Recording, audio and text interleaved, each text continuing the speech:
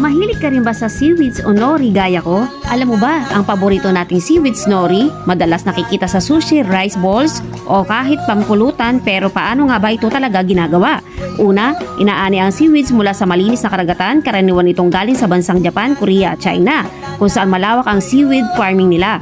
Pag-ani, hinuhugasan ito ng mabuti para matanggal ang asin, buhangin at anumang dumi. Pagkatapos, susunod, dudurugin ito hanggang maging parang paste o makapal na sabaw. Ang paste na ito ay nilalagay sa mga special na tray at pinapantay ng manipis halos katulad ng paggawa ng papel. Pagkatapos, pinapatuyo ito gamit ang init ng araw o kaya naman ay drying machine. Kapag natuyo na at nabuo na ang maninipis na sheet, dumadaan pa ito sa roasting o pagluluto para lumabas ang mas masarap na lasa at maging malutong. Mula roon, pinuputol at binebenta na ito bilang nori sheet na ginagamit natin sa paggawa ng sushi, onigiri o simpleng seaweed snack.